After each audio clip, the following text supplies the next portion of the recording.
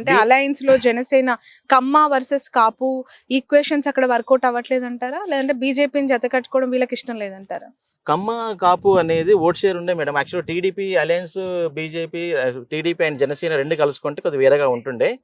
కాకపోతే ఏంటిదంటే వాళ్ళకు తెలుసు మనం కంపల్సరీ మనము ఈ ముగ్గురు కలిసిన కొన్ని సీట్లు వస్తాయి అనేది ఒక మెసేజ్ ఇద్దామని చెప్పేసి వచ్చారు. కానీ యాక్చువల్గా వీళ్ళ ముగ్గురు కలవకుంటే మాత్రం వాళ్ళకు సీట్స్ అనేది బిలో 20 వస్తుండే. ఈవెన్ సింగిల్ ఎవరు పోటీ చేసిన బేట టీడీపీకి బిలో 20 వస్తుండే. ఈవెన్ జనసేనకి అయితే ఒక సీట్ రాకుండే మేడం. ఎందుకంటే జగన్మోహన్ రెడ్డి యొక్క ఓట్ షేర్ అనేది ఎంటైర్ స్టేట్ లో 49 పైన ఉంది, తక్కలేదు ఇక్కడ. కొన్ని కాన్స్టిట్యున్సీలలో 54, 55 ఉంది రాయలసీమ సైడ్, 60 వరకు వెళ్తుంది. అదే మీకు ఇక కోస్టల్ సైడ్ వచ్చేలాగల్లా 48, 49, 48, 49, 50 ఈ రేషియోలో ఉందన్నమాట కొన్ని కాన్స్టిట్యున్సీలలో. అదే నీకు ఎస్టీ కమ్యూనిటీ ఎక్కడైతే అసెంబ్లీ కాన్స్టిట్యున్సీ ఉందో అక్కడ 55 వరకు వెళ్తుంది జగన్మోహన్ రెడ్డిది. అలాగే ఎస్టీ కాన్స్టిట్యున్సీ ఉంది అనుకోండి, అక్కడ 52 వరకు వెళ్తుంది. సో ఇక్కడ కొన్ని కమ్యూనిటీ అంటే కొన్ని బేస్ అంటే క్యాస్ట్ వైజ్ చూసుకుంటే ఇప్పుడు ఎస్టీ కానీ ఎస్సీ కాన్స్టిట్యూన్సీలలో కొద్దిగా పర్సెంటేజ్ అనేది ఓట్ షేర్ చాలా పెరిగిపోయింది. అది రాయలసీమ అయితే ఇంకెక్కువ, ఈ కోస్టల్ సైడ్ అంటే కల్లా 49 అబోనే ఉందామంటే ఎక్కడ పెట్టి తక్కువ లేదు మేడం. Mainly total right. చాలా ఇంపార్టెంట్ కాన్స్టిట్యున్సీస్ ఏపీలో చెప్పుకోవాలంటే కుప్పం, హిందూపూరు, మంగళగిరి, పిఠాపురం. యాక్చువల్గా నేను అసెంబ్లీ వైజ్ చెప్పొద్దు అనుకున్నా మేడం, కొన్ని మీరు అడిగారు కాబట్టి. ప్రజెంట్ అయితే నారాలోకి ఎస్ఆర్కి అయితే ఈజీగా ఉంది వెన్ను కావడానికి. ఇప్పటి వరకు అయితే ఈ రోజు వరకు ఇంకా 25 days 30 days టైం ఉన్న వీట అతను గెలవడానికి ఎక్కువ అవకాశాలు చాలా ఉన్నాయి. కుప్పంలో వీట సార్కే ఉంది, చంద్రబాబు నాయుడు గారికి. పిఠాపురం మాత్రం కొద్దిగా టఫ్ ఉంది మేడం. ఆ పిఠాపురం ఇప్పుడే మనం సెలెక్ట్ చేయలేం మేడం, ఎందుకంటే అది మనము అక్కడ ఒక 5-6 times సర్వే చేస్తే గానీ ఆ మూడ్స్ తెలియదు మేడం. ఎందుకంటే రోజుకు మారిపోతుంటది. అంటే వీళ్ళు చేసే ప్రచారం బట్టి, వీళ్ళు ఇచ్చే కమ్యూనిటీ బట్టి, వీళ్ళు ఇచ్చే మేనిఫెస్టో బట్టి పబ్లిక్ అనేది ఇంకా స్టిల్ అక్కడ ఇంకా డిసైడ్ కాలేదు మేడం. పర్టికులర్ ఓట్ షేర్ అనేది ఇంకా ప్రజెంట్ అయితే పర్టికులర్ పిఠాపురం మాత్రం టఫ్ ఉంది మేడం. ఓకే. ఇప్పుడు ఏబీపీ సి ఓటర్ లాంటి అనేక సంస్థలు అక్కడ నేషనల్ లో ఇచ్చిన సర్వే సంస్థలు కూటమి అధికారంలోకి వస్తుంది అని ఇచ్చారు. బట్ మీరు ఎలాంటి అథెంటిక్ మెథడాలజీ యూజ్ చేశారు? మీరు ఎందుకు మళ్ళీ వైసీపీ వస్తుంది అని చెప్పారు? వాళ్ళకి మీకున్న వ్యత్యాసాలు ఏంటి మేడం? నాది టోటల్గా ఏంటిదంటే నేషనల్ ఛానల్స్ వాళ్ళు ఏంటిదంటే వాళ్ళు కొద్దిగా పర్టికులర్ కాన్స్టిట్యున్సీ మాత్రం సెలెక్ట్ చేసుకుంటారు మేడం. వాళ్ళు కొన్ని కాన్స్టిట్యున్సీ చేస్తారు, ఎంటైర్ స్టేట్ చేయరు మేడం. ఫస్ట్ ఆఫ్ ఆల్ వాళ్ళు నేనేంటిదంటే ఎంటైర్ స్టేట్ చేస్తాను. నా శాంపుల్ సైజ్ చాలా పెద్దది, బయట చెప్పలేను, చాలా పెద్ద శాంపుల్ చేస్తాను. అలాగే ఈ నేషనల్ ఛానల్ వాళ్ళు ఏంటిదంటే కొన్ని సెలెక్ట్ చేసిన 15-20 అసెంబ్లీస్ తీసుకుంటారు. ఆ 20 అసెంబ్లీస్ ని మొత్తం డివైడెడ్ స్టేట్ మొత్తం చేస్తారు అనమాట. వాళ్ళ sample wise 200 per assembly, 150 per assembly, 300 per assembly అలాగే ఉంటుంది.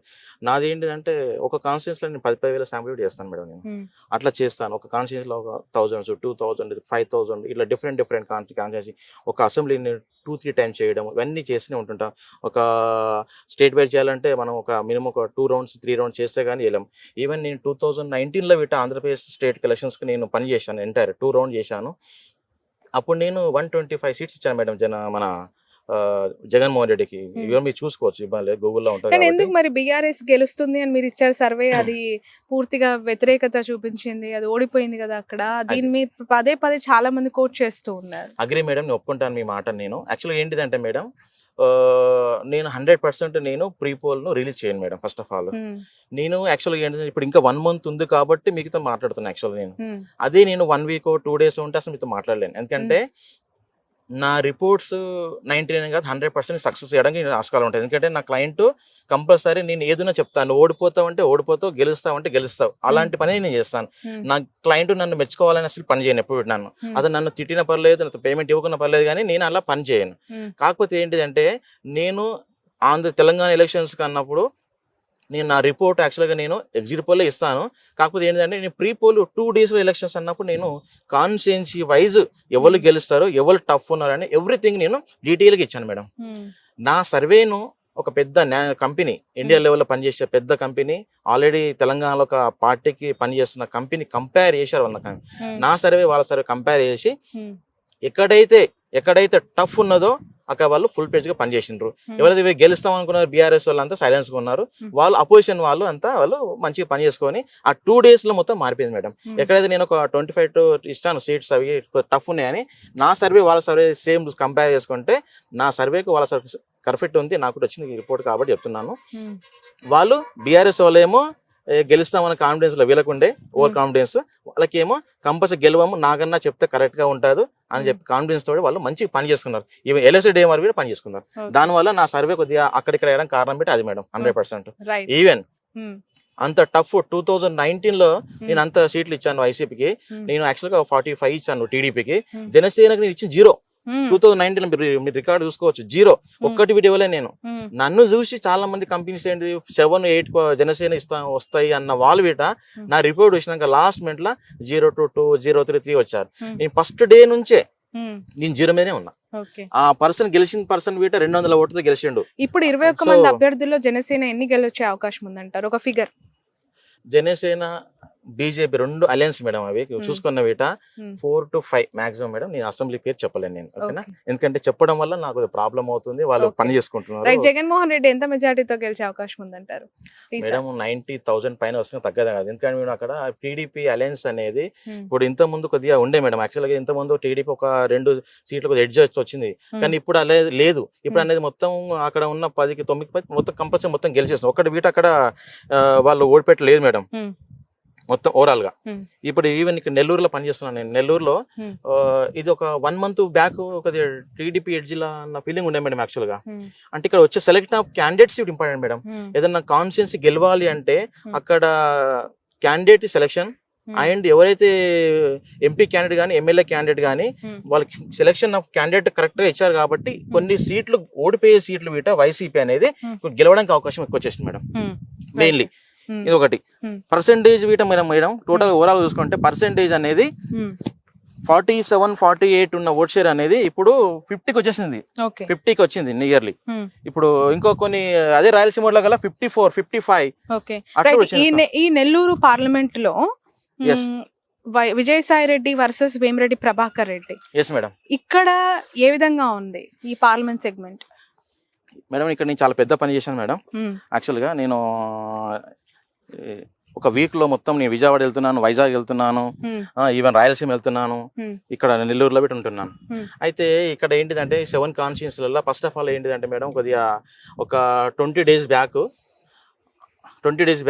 ఎట్లుండే కొద్దిగా టీడీపీకి 2-3 అసెంబ్లీలు గెలుస్తాయి అన్న ఫీలింగ్లు ఉండే మేడం, 2 నుంచి 3 అసెంబ్లీలు. కానీ ప్రజెంట్ సినారియో ఈ రోజు ఎలక్షన్ జరిగిన వీట 7 కాన్స్టిట్యున్సీస్ అనేది 100% వైఎస్ఆర్సీ మాత్రం గెలుస్తుంది మేడం ఇక్కడ. ఎందుకంటే కంపేర్ టు లాస్ట్ 25 days ఈ ప్రజెంట్ సర్వే చూసుకుంటే మొత్తం ఓట్ షేర్ అనేది వైఎస్ఆర్సీపీ ఓట్స్ పెరిగిపోయింది. ఎమ్మెల్యే క్యాండిడేట్ ఓకేనగా ఎంపీ క్యాండిడేట్ విజయసాయి రెడ్డిని ఇక్కడ దించడం వల్ల ఆ పర్టికులర్ కాన్స్టిట్యున్సీ యొక్క వాల్యూ పెరిగిపోయింది. సపోజ్ విజయసాయి రెడ్డి కాకుండా వేరే వాళ్ళు వస్తే మాకు కొద్ది ఇబ్బంది ఉండే మేడం ఇక్కడ.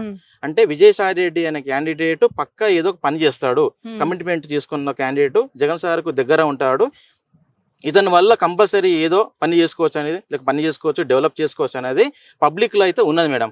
అది విజయసాయి రెడ్డి ద్వారా రావడం వల్ల ఇక్కడ ఉన్న నెగిటివ్ ఓట్ అనేది పాజిటివ్ అయిపోయింది madam. Present till today 7 constituencies అన్ని. బట్ ఎలాంటి ఆధారాలు నాగన్? ఎందుకంటే ఇక్కడ నారాయణ లాంటి ఒక ఆర్థిక బలం పుష్టిగా ఉన్న లీడర్స్ ఉన్నారు, వేమిరెడ్డి లాంటి ఒక బిగ్ షాట్స్ ఉన్న ఈ నియోజకవర్గం వెరీ అంటే I mean power packed constituency Nellore is. అటు క్యాస్ట్ పరంగా ఇటు ఫైనాన్షియల్ పరంగా నారాయణ ఉండొచ్చు సారీ, కానీ అలాగే వేమిరెడ్డి సార్ ఉండొచ్చేమో. కానీ గ్రౌండ్ లేపటి ఏమొస్తుందంటే గ్రౌండ్ లెవెల్ ఏమొచ్చిందంటే madam candidates main madam Vemireddy Prabhakar రెడ్డియా లేకుంటే వైఎస్ఆర్సీపీ మనకు సాయి రెడ్డి గారు అన్నప్పుడు సాయి రెడ్డికి ఇస్తుంది. ఎందుకంటే ఎక్కువగా ఎవరు మాట్లాడతారు, ఎవరితో డిస్కషన్ ఉంటుంది, ఎవరితో అయితే డెవలప్ చేస్తారు, ఎవరైతే మాట్లాడతారు అనేది చేసుకుంటారు. కాబట్టి మనకి ఏంటిదంటే కొద్దిగా టౌన్ లో హెడ్ క్వార్టర్స్ ఉన్నాయి కదా మేడం, ఆ హెడ్ క్వార్టర్స్ అనేది కొద్దిగా పర్సెంటేజ్ అనేది కొద్దిగా అలయన్స్ అలాంటి ఓట్ షేర్ ఉంది. కానీ అలయన్స్ కన్నా రూరల్ కిరీటాల కల్లా మొత్తం 1 side 70%, 60% అనే రేషియోలో వచ్చేసింది madam. Mainly city head quarter అన్నప్పుడు కొద్దిగా చదువుకున్న వాళ్ళు వీళ్ళు ఉంటారు కాబట్టి వాళ్ళ యొక్క మైండ్ సెట్ అనేది కొద్దిగా వేరేగా ఉంటుంది. ఎండ్ ఆఫ్ ది డే మాత్రం ఇంకా 25 days టైం అనేది ఎంత మంచిగా ప్రచారం చేసుకున్నా, ఎంత ఇంప్రూవ్మెంట్ చేసుకున్నా ఓట్ షేర్ని ఇంకా టైం ఉంది కాబట్టి ఇంప్రూవ్మెంట్ చేసుకోవచ్చు. ఎండ్ ఆఫ్ ది డే ఇప్పుడు ఆల్రెడీ టీడీపీ మేనిఫెస్టో ఇచ్చారు వాళ్ళు గ్యారంటీస్ అనేది. కంపేర్ చేస్తున్నారు కదా, తెలంగాణ గవర్నమెంట్ ఏంటిది, ఆంధ్రప్రదేశ్ గవర్నమెంట్ ఏంటిది, లేకుంటే డెవలప్ చేయాలో చేస్తారు. ఆల్రెడీ జగన్మోహన్ రెడ్డి ఇంతమంది సీఎం కాబట్టి, ఆల్రెడీ సీఎం కాబట్టి అతను మళ్ళీ ఇస్తే కమిట్మెంట్ కరెక్ట్గా అవుతుందా లేదా అనేదాన్ని వీట చూసుకొని వీట ఓటేసారు చాలా ఉన్నారు మేడం, వెయిటింగ్ ఇస్తున్నారు చాలా మంది. అదొకటి. సో కమిట్మెంట్ అనేది వచ్చే యొక్క మేనిఫెస్టో బట్టి వీట ఓట్ షేర్ ఇంకా పెరగవచ్చు మేడం వైసీపీది. రైట్. ఇప్పుడు ఓవరాల్ గా ఒక ఫిగర్ ఏంటి మీరు ఇచ్చేది స్టేట్ లో నేనైతే కూటమికి వైసీపీకి? పక్కా మోర్ దెన్ 9%, మోర్ దెన్ 8% ఉన్న అసెంబ్లీ కాన్స్టిట్యూన్సీలు అయితే 103 ఉన్నాయి మేడం. 103 ఉన్నాయి. ఒక 20 నుంచి 25, ఒక 20 నుంచి 25 వరకు మాత్రం అవి 2%, 3%, 4% అలా ఉన్నాయి. అందులో ఇట మళ్ళా ఎడ్జ్ 20 సీట్స్ వరకు ఎడ్జ్ వైఎస్ఆర్సీపీ ఉన్నాయి. నేనేమనుకుంటున్నా అంటే ఆ 20 మనం ఇప్పుడేమన్నా అనౌన్స్ చేసినాం అనుకోండి పేర్లు, అంటే నేను ఎవరికి చెప్పలేను, ఎందుకంటే వీళ్ళు సైలెన్స్ అయిపోతారు. వీళ్ళు మన సర్వే వీటే రాంగ్ రావచ్చు, అందుకోసం నేను సైలెన్స్ ఉంటాను. ఇంకా నేను మళ్ళీ పని చేస్తున్నా కాబట్టి ఇంకో రిపోర్ట్ రిలీజ్ చేస్తాను నేను. ఓవరాల్ గా ఇప్పుడు మీరు ఆఫ్టర్ జగన్మోహన్ రెడ్డి రాయలసీమ యాత్ర, ఇటు మన గుంటూరు ఈ కృష్ణా డిస్ట్రిక్ట్స్ యాత్ర తర్వాత చూసిన శాంపిల్స్ కలెక్షన్ బట్టి 103 ఇస్తున్నారు. Yes madam. ఇప్పుడు ఇంకోటి ఏంటిదంటే నామినేషన్ తర్వాత ఇంకో సర్వే చేయాలి. After nomination survey is correct వస్తుంది. ఇంకా ఎంత సీట్లు పెరుగుతాయి, తగ్గుతాయి, పెరుగుతాయి అనేది ఈ నామినేషన్. కాబట్టి ఇంకా మేనిఫెస్టో ఇస్ ఇంపార్టెంట్. ఇంకా మేనిఫెస్టో వైఎస్ఆర్సీపీ మేనిఫెస్టో ఇవ్వలేదు. ఇంకా మేనిఫెస్టో ఇచ్చారనుకోండి వాళ్ళ యొక్క అప్పుడు ఆలోచన పబ్లిక్ ఒక మూడు చేంజ్ కావచ్చు, కమిట్మెంట్ ఇస్తారా ఇవ్వరా అనేది ఒక మెసేజ్ వెళ్తుంది మేడం. రైట్. నిన్న ఫైనల్ క్వశ్చన్ ఇది, వివేక మర్డర్ ఇష్యూ ఎక్కడా లేవనెత్తొద్దు అని చెప్పి వీళ్ళకు గైడ్ లైన్స్ ఇవ్వడం జరిగింది కదా, ఈసీ ఆదేశాలు జారీ చేసింది. షర్మిల, బాబు, పవన్, లోకేష్, ఈ ఎఫెక్ట్ ఎంత వరకు ఉండొచ్చు? అక్కడ షర్మిల గారికి ఎంత గెలుపు అవకాశం ఉంది మేడం? షర్మిల మేడం గెలవదు, నేను చెప్తున్నా కదా, గెలవదు మేడం, 100% గెలవదు. నేను ఆల్రెడీ సర్వే చేసిన, అక్కడ అయిపోయింది ఆల్రెడీ. మాకు 1.5 అట్లా 2% అట్లా వస్తున్నాయి ఓట్ షేర్స్. ఆమె నేను డిక్రీజ్ చేయగానే, కాకపోతే ఏంటంటే ఆమె పోటీ చేసింది ఓకే. ఆమె రాజశేఖర రెడ్డి కూతురు, ఆమె ఏమనుకుందంటే కమిట్మెంట్ జగన్మోహన్ చెల్లి ఉండొచ్చు కానీ అక్కడ ఓట్ షేర్ అనేది ఇప్పుడు ఎట్లా అయిపోయిందంటే మేడం, వాళ్ళ ఇంట్లో ఫ్యామిలీ విషయాలు గొడవ ఎండొచ్చాం కానీ ఓటర్కి అవన్నీ అవసరం లేదు కదా. నాకు ఎవరు గెలుస్తారు ఈ రోజు ఎట్లా అయిపోయిందంటే, కడప ప్రజలు సర్వే చేశానంటున్నారు కదా, కడప ప్రజలు షర్మిల గురించి ఏమనుకుంటున్నారని మీకు అర్థమైంది అక్కడ? ఎందుకంటే ఆమె పదే పదే వివేక మర్డర్ ఇష్యూలో అవినాష్ నిందితుడు, అవినాష్ రెడ్డి చంపిన వ్యక్తి, అతనికి ఎందుకు ఇచ్చారు ఓటు అని అంటుంది కదా, అవకాశం ఎందుకు ఇచ్చారు అని చెప్పి. ఇదేమైనా ప్రజల్లోకి తీసుకెళ్లగలిగిందా? ఆల్రెడీ వాళ్ళు ఒక చేసుకున్నారు మేడం, వర్క్ చేశారు. యాక్చువల్గా ఏంటిదంటే వాళ్ళు ఏమనుకున్నారంటే, నేను వివేకానంద బాబాయ్ కదా మేడం, బాబాయ్కి షర్మిల మేడం ఎంపీ క్యాండిడేట్ కావాలనే కోరిక ఉందని చెప్పారా మేడం. చెప్తే మన పబ్లిక్ యాక్సెప్ట్ చేయాలి కదా మేడం. ఆల్రెడీ ఇప్పుడు జగన్మోహన్ రెడ్డిని చూస్తారు కానీ షర్మిల మేడం చూడ మేడం. ఎందుకంటే షర్మిల మేడం ఆల్రెడీ తెలంగాణలో వచ్చి పోటీ చేస్తాను చేయలేదమే, ఇక్కడ ఏం చేస్తుంది. ఇంకోటి ఏంటిదంటే పోటీ అనేది షర్మిల మేడంకు జగన్మోహన్ రెడ్డి కాదు కదా పోటీ, ఇక్కడ పోటీ అనేది జగన్మోహన్ రెడ్డికి చంద్రబాబు నాయుడుకి పోటీ కానీ, అంతేగాని ఇతనికి ఈమెకి అది కాదు కదా మేడం. సో ఓట్ షేర్ అనేది రెండు పార్టీల మధ్యనే 98 ఆర్ 96% to 97% వీళ్ళిద్దరి మధ్యలోనే ఉంటుంది మేడం, కూటమి మధ్యలోనే ఉంటుంది. ఒక పర్సెంట్ పార్టీకి ఎక్కువ రావచ్చు, పార్టీ తక్కువ రావచ్చు, కానీ ఓట్ షేర్ అనేది అవుట్ ఆఫ్ 100% ఓట్ షేర్ లో 96 to 97% ఇద్దరి మధ్యలో ఉంటుంది. ఆ 3% అందరిగా బీఎస్పీ చేసుకుంటే, కాంగ్రెస్ చేసుకుంటే, ఇతరులు చేసుకుంటారు మేడం. 150 అట్లా. Okay, right.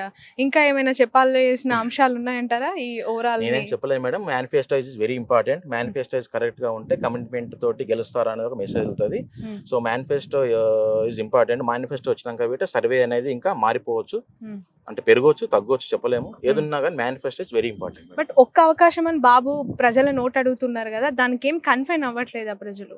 వాళ్ళ కూటమి మెయిన్ మేడం. కూటమి వాళ్ళు ఆల్రెడీ వాళ్ళు తెలుసు కదా మేడం, ఎట్లయినా మనం సింగిల్ వెళ్తే గెలవము, కూటమి అయితే గెలుస్తాము అని కాంపిటీషన్ ఇస్తారు. ఫస్ట్ ఆఫ్ ఆల్ ఏంటిదంటే జనసేనకు ఒక సీట్స్, ఒక వాళ్ళ సీఎం ఏంటి మేడం, జనసేన వాళ్ళ పరిస్థితి ఏంటిది?